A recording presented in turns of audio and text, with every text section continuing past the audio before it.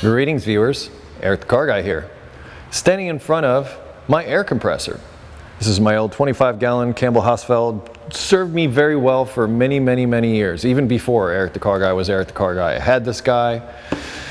I did burn it up once, I will say that, because I was running it continuously for more than 2 hours, overheated the motor and completely killed it. But Campbell provided me with a new one, but it certainly proved the limitations that I have with this unit. In fact, even printed on the top, you can see some of the tools that I was using and some of the limitations. Like you get down into this yellow and red area, these are not recommended tools to use.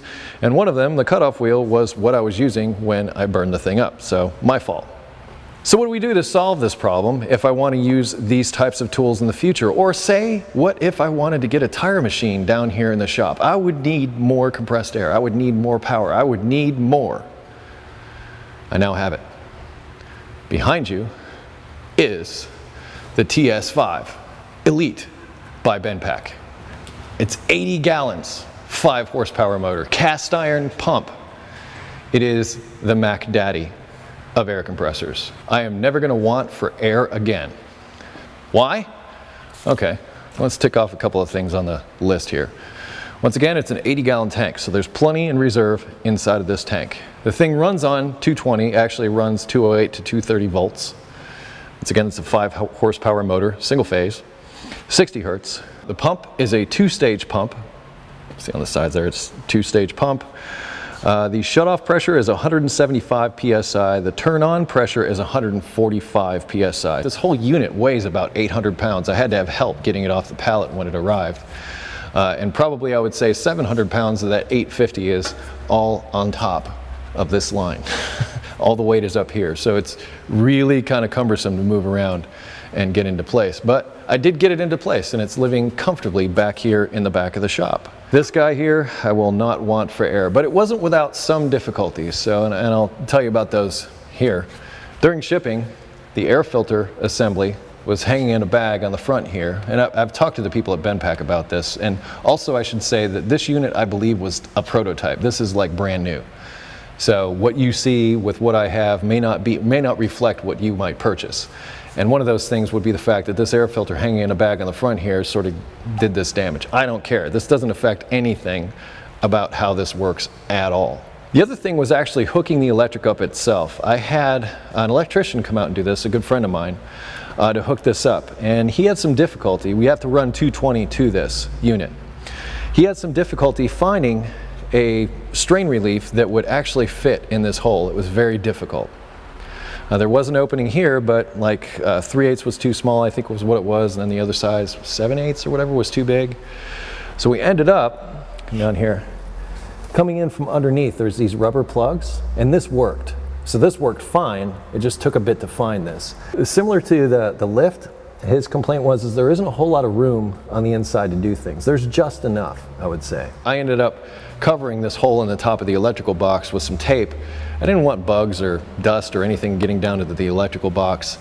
There was also a hole in this that I needed to plug because we needed to remove this to check some of the wiring in here to compare to what was in here. In fact, it was right up under this side. There was like a hole for conduit or something like that that I ended up plugging up. Once again, probably because this was a prototype unit. Now where this is placed is in such a way to where I can get to the 2 fasteners to service the belt. It's a double belt, which means you don't have to put as much tension on it, and it doesn't need as much service. But there's 2 fasteners on the bottom of this cage here, and then there's another fastener up top here that you take off, and you can remove this whole cage assembly to service the belt. So I did leave it in such a way to where I could service it. However, another critique that I have, you notice that back anchor is pretty well cheesed up. That's because when I tried to hammer it down in, it wouldn't go in, and then I tried to pull it back out, and well, I'm probably gonna have to get down there with a sawzall and a drill, and you know, it's not gonna be fun. But I have it held down by 2 other fasteners, and also it's sitting on vibration pads, you'll notice, which is really important with a compressor. You wanna make sure that you use some form of vibration pad whenever you mount the thing. Also, there's a drain on the bottom with a ball valve. As you can see, I've drained out some of the goop that was in there. But it's all fastened down, and I don't believe it's going to go anywhere. The point I was trying to make about the bolts was they were placed back here, so when I had to drill, the tank was sort of in the way when I had to place the drill. If they'd flipped these around when they welded them and they were further out here, it would be a lot more convenient to mount this and anchor it down. In summary, I'm never going to have to worry about air again, and when you see the system that I built from this, I'm hoping you'll be even more impressed. I'm pretty sure you're going to be more impressed than you have been with my welding. Pressure switch up top here, which we can turn on and off. We've got pressure relief valves here, here, and here. If suddenly, for some reason, the thing gets stuck on, stays on, runs and runs and runs, these should pop off and allow the pressure to release rather than having this whole thing explode, because if not, this thing is a giant bomb. I had to fill it up with oil. Here's another critique that I have. They can't ship these with oil in them. They become hazardous materials when they do that, so you have to put in your own oil. I talked to the people at Bendpak about the oil to use, and they gave me a couple of recommendations, which I'll put into the description, but I could not find them in reasonable quantities or at a reasonable price. They were very special, very specific synthetic compressor oils. And I'm sure they had reasons for that. And by the way, the fill plug is the thing on the back side here. This is the breather vent. Initially, when I went to go fill it up, I thought, oh, I'll just take it out here. And I just put like not even a drop of oil in there. I was like, hold up. And I saw the drain or the fill back here. So there might be a little bit of spritzing that comes out of the top of this. My fault, not Bendpak. But I mean, literally, I just went like, oh, like that's much. But this is the oil that I came up with. This is like about as synthetic as they come, made from natural gas. But the main reason I chose it was the temperature range, the 5W40. So it's got a really wide temperature range. It gets hot here in the summer, cold here in the winter. I wanted to make sure that it flowed well. So this is what I chose. And to fill it up to the fill mark took 1 quart. And honestly, I haven't run it yet to find out if it's a problem. I also haven't talked to the people at Bendpak to find out if it'd be a problem, but they were looking for some really good synthetic oil. There's no combustion going on in here. The main concern is for heat. I think this will do the job. You want to see my air system that I built for this thing? I've spent like 4 days doing it. I mean, dreaming, obsessing at night. I was obsessing about this air system like my 10-year-old daughter does when a Justice magazine shows up in the mailbox. Yes, that's how bad it was. Okay, and one more thing before you turn around and see more stuff. There is more stuff in the shop. In fact, I'm not having this just to run a couple of air tools. There's reasons for having a real air compressor like this, is because I have, well, take a look. Other tools that run on compressed air that need a good volume of air. Here's my tire machine, and you can't really have a tire machine without a tire balance machine. So yes, my shop has now gone to Uber places. It's Mac Daddy awesomeness. I'm sure you're jealous and want to punch me in the face right now. If I were you, I would too. I would punch me in the face for what I have here. Check out my air system. I've never fitted pipes in the past, but I really got into it. In fact, I'm going to put a link in the description to a premium member video I did about doing this. Now, I didn't videotape any of this stuff. Like I said, it took 4 days. It was my first foray into this type of thing.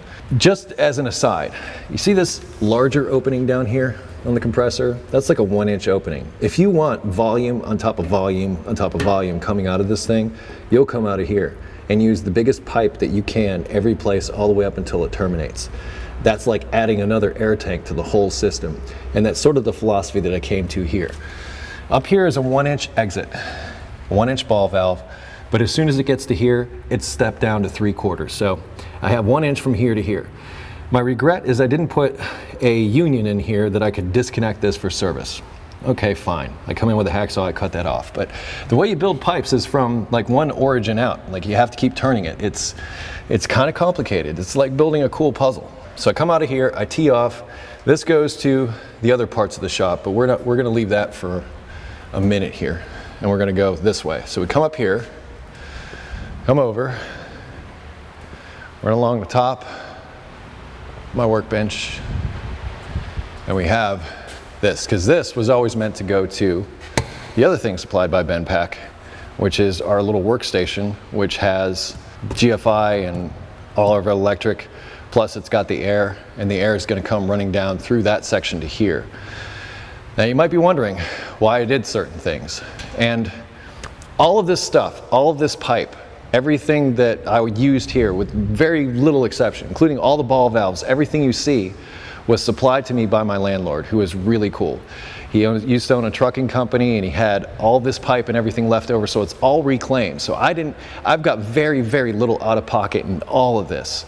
And that's because of the generosity, like I said, of my landlord. So I have to preface all of this by saying, this is all reclaimed pipe. So everything that I used because I had it. Some of it was bent, wasn't all in the best condition, so I had to recondition some of it. It was a lot of work to get, I'm not kidding when I say 4 days worth of work to get to this point. To keep things serviceable, I've got shutoff valves before everything else. Yes, that is a little bit of thunder, we're gonna have some rain.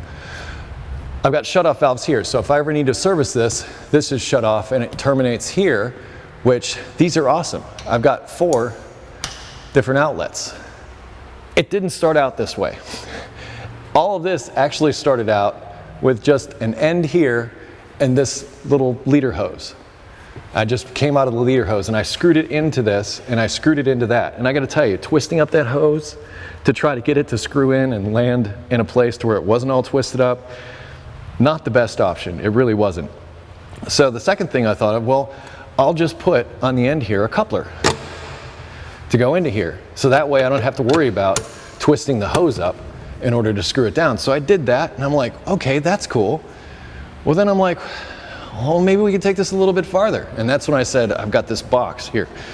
Here's a box full of stuff, like I said, that my landlord gave me, all these different things that I was able to use and have at my disposal to build what you see here. So I said, I've got a box full of ball valves. Why not just go nuts? So I have one here to shut off this section if I ever need to service it. Also, down here, I have another shut-off valve at the very end, which I did mention this was all reclaimed pipe. It's full of rust, it's full of debris, it's full of dirt. I don't want that stuff in my air tool. So once we get the compressor fired up, once we fill up this part of the system, I'm gonna purge everything by opening this up, allowing all that stuff to go out. And then once I close it off, I've got these plugs to thread into the end here to keep any corrosion or any kind of gunk out of the inside of the system. Now, you might be wondering, first of all, Eric, where's your dryer? I didn't put a dryer on the system because I looked at the cost of those. One, I had to order them special, but two, they're about $1,200 for this size system. I didn't think that was really the best option. I also talked to some experts about this, and they said I didn't necessarily have to run a dryer based on what I was doing. But I'm still going to be compressing air, and that air will contain humidity, much like it does today, that's making me sweat. So there's going to be water in the system. What are we going to do about that water in the system? Well, this is what we're doing. This, think of as a tank. Think of this as a water tank. It's the lowest part of the system, so the water will settle out into this part of the pipe. Then, periodically, I'll open this dump, and it will dump all the air out and blow it out the bottom. Now, I put this extension on here.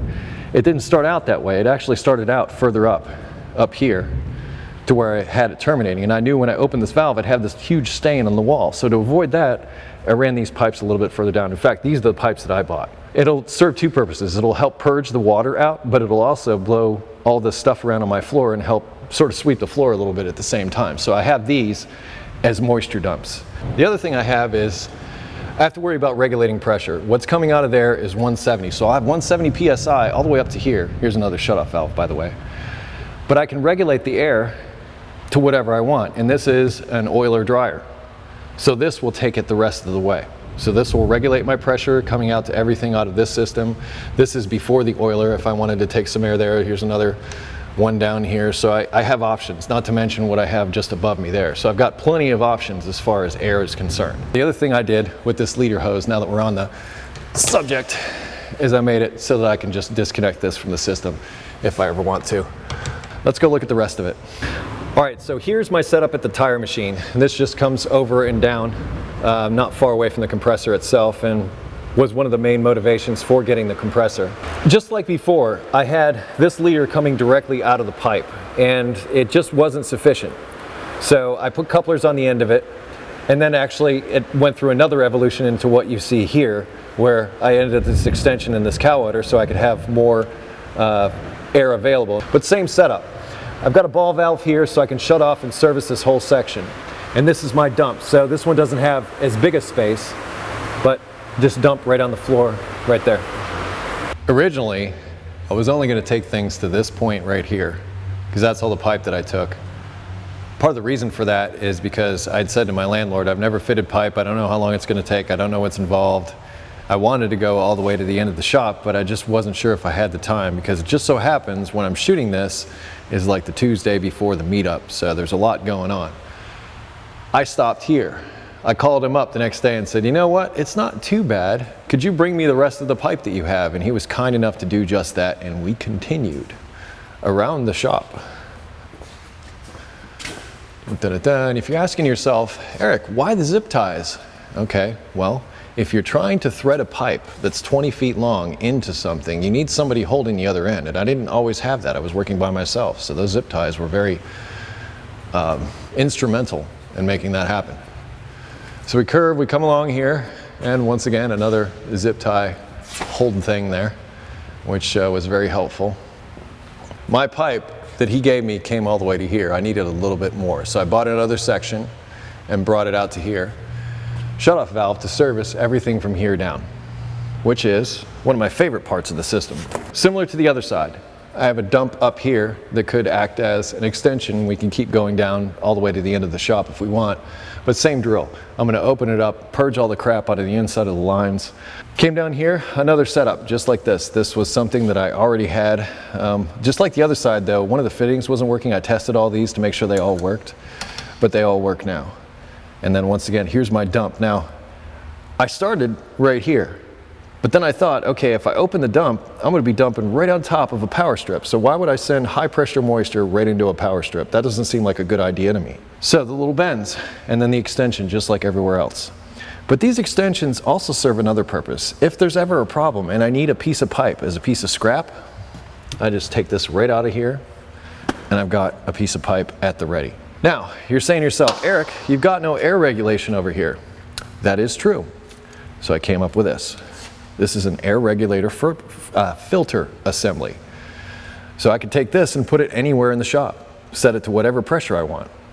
Just take it, put it in the end there, put whatever I'm putting on the end there, and I have filtered, regulated air anywhere I want it. How do you like me now? This pipe alone, all this pipe, all these fittings, everything would have cost me a few $100s, I'm sure. But to have it given to me was just awesome. It really made all this work, because before all this cast iron stuff, or black iron stuff I should say, before all this I was going to use PEX. So a lot of people use PEX with compressed air. It's easy to run, it's easy to manipulate, it's a lot easier to work with than this stuff. And it'll handle up to 1,000 PSI, so that'll work fine. But I had access to this, and all of this pipe everywhere throughout the shop acts like an extra tank. So not only do I have what's in the tank in the compressor, I have everything in these lines. So that means I've got almost an unlimited amount of volume of air. I could actually have a lot of people working in here, not just me. Did I just say that? Now let's go back over to the compressor. I want to start it up. I mean, I've waited days to do this, almost a week. This tank is completely empty right now, and I'm leaving that way on purpose because I want to check, I want to test how long it takes to fill up this 80-gallon tank. I'm going to leave this ball valve closed off. I'm going to run this, start the stopwatch, see how long it takes to fill this up, so then we'll know how much this thing can put out, how it really performs. Then I'm going to open this system up to everything out here, check my system, see if it leaks, see if there's any problems out there. Hopefully there aren't. And then I'm going to purge the dumps and everything, like I said, basically get ready to use this equipment. Like I said, I've been waiting for this for a long time, and I'm kind of excited about it. So here we go. We have a breaker, and by the way, this needs a 50 amp breaker. I'm going to say this thing hasn't run, but for about 10 seconds when the electrician was here, he wanted to verify that all his wiring was correct so that it could fire up. So it ran for about 10 seconds. And in that 10 seconds, he also measured the amp load as far as when he first started it up and also while it was running. When he first started it up, I think it went pretty high. I think it went like close to 60 amps almost. Like it peaked out like close to 60. But then running, it was only 14 amps. So just while it was sitting here running, it was 14 amps. And he tells me that anything starting up like this is gonna have a huge amp load on it like this one did. So here we go. I'm actually a little nervous. So circuit breaker is on, it is live. Now for the pressure switch.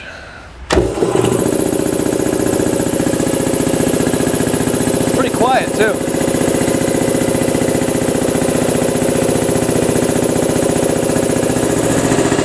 no vibration in these pipes. Almost none.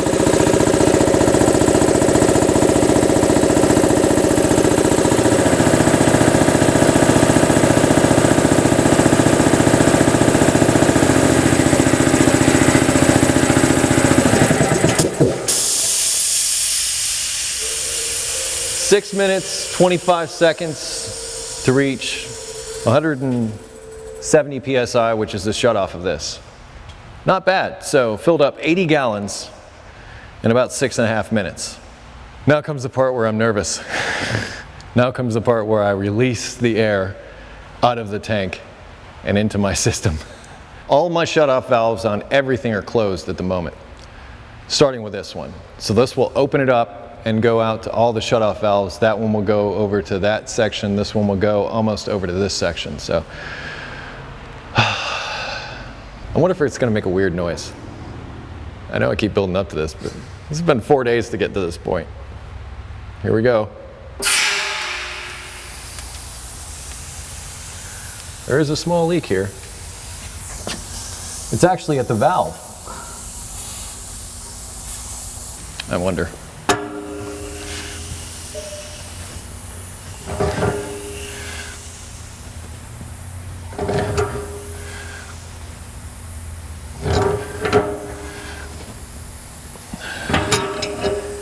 All right, there was a pretty good sized leak there, so I ended up cutting that pipe out and putting a union in, like I said I always should have.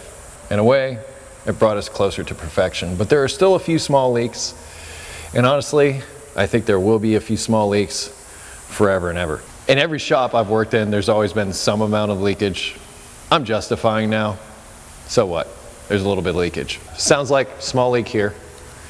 There's a small leak down at that joint down there, but those are the only ones I know of so far. Now let's try the workstations, starting with this one over here. It's this union. But as long as we're here, might as well try that purge.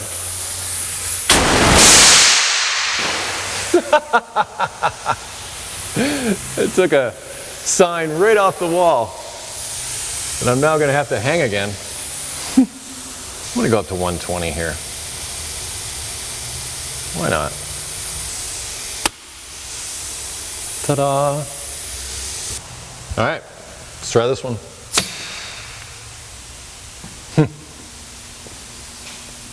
Heard this goes straight to my pressure regulator filter. I don't want it to go to that yet. Try purging the system, because this is like the reason why I skipped the tire machine is because this is farthest away from everything.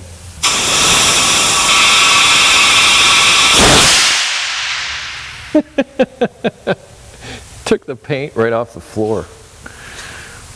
Not that that paint needed a whole lot of help to come off the floor, but I like the pattern it made. It's kind of cool. What are we going to set this regulator to? 120 is good. Let's do the tire machine. All right, here goes nothing.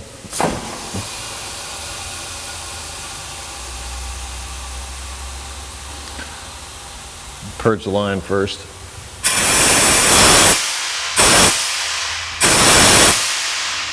It's been a day, a little time has passed since we last saw each other. For starters, the connection that used to be here between the compressor and the rest of the system and this little ball valve coming out of the compressor, I actually cracked it while I was in there. Because of that, I had to replace this valve. Then I was chasing leaks, you know, because that was my first time firing it up. And I've been chasing them and chasing them and chasing them. I finally got it down to leaks at this connection here and the one down there, which I solved by putting a union in here. I ended up cutting this pipe in half, pulling all this out, rethreading this, and putting a union in this area, which solved that leak. That was like the biggest of the leaks. But right now, there is 170 PSI in the system. And that's it. Nothing. I mean, if you hear, it's microscopic. The leaks that I have now are microscopic. Proud of the end result. Another thing I did was I added down on the drain a little nipple to come off there so it wasn't like spraying out into my hand. but it's too long, especially when I move the equipment that I'm storing here in and out. There's the chance of me catching onto that and possibly breaking it off. I'm going to get a shorter piece of pipe, so a little 1.5 inch piece of pipe away from being completely done with this system.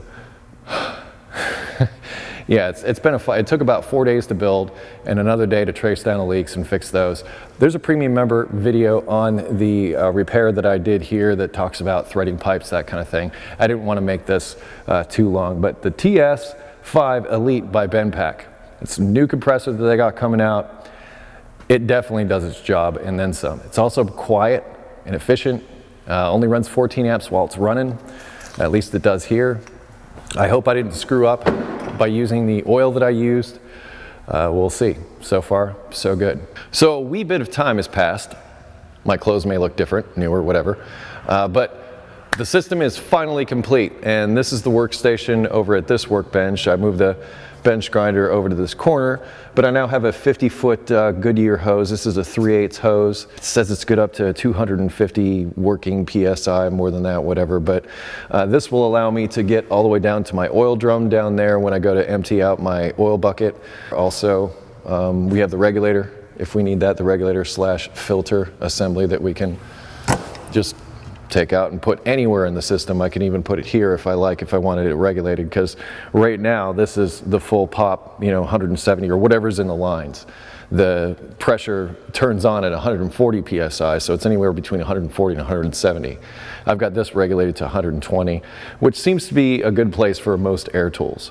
So if I really wanted to, I could do that. But on my oil bucket drain thing, there's a regulator on that, so I don't really need to worry about regulated pressure and having too much pressure and blowing that thing all to pieces. So it's got something built in. Let's go look at the other station. All right, this one over here is another 50-foot hose, same as the other one.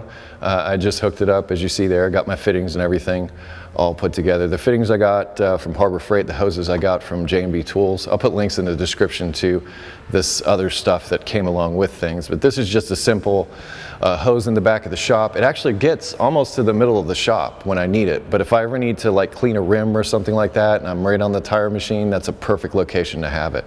This is where I'm going to spend the most time, and this is where I have the coolest setup.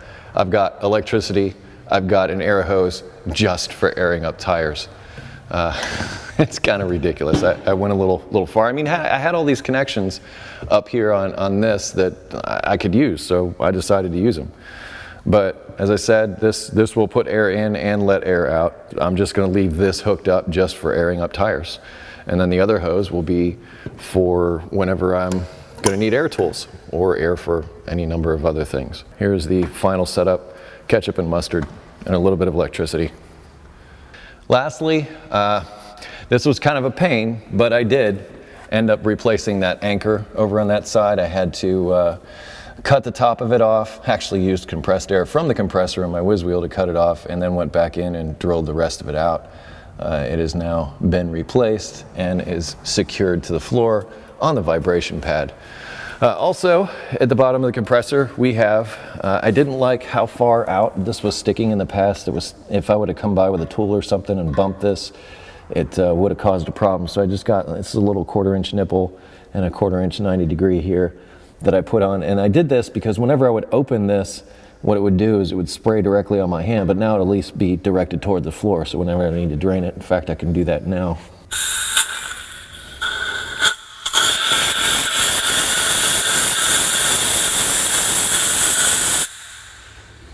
There's always a little bit of water. This is the lowest point in the tank, and then I showed you my other drains in the other parts of the system that I can use when needed. The Bendpak TS-5 Elite. It's one bad mamajamma. I mean, 2-stage pump. As far as energy efficiency, it is. I mean, we checked the running amps. It was 14 amps while it was running. I'm very happy. I love this. I love my new air system. Everything that's set up here. I mean, I will want for nothing as far as compressed air is concerned in this shop. Special thanks to this guy right here. There'll be links in the description to different tools and things, including this. This is still pretty new, so remember, a lot of the things that you see on here that may be issues on this pump may not be the same with you, because this is kind of a prototype. It's a pre-release kind of thing, so we'll see. But I'm very happy, and you would be too if you had one of these. Links in the description. I post tool reviews every other Wednesday, so stop back and see me for those. If you have automotive questions, I'd ask you to head over to EricTheCarGuy.com. There's a welcome video there to tell you about all our cool stuff to help you with those automotive issues. If you wish to connect with me socially, Google+, Facebook, Twitter, also Instagram. Close each of my videos to be safe, have fun, stay dirty. See you next time.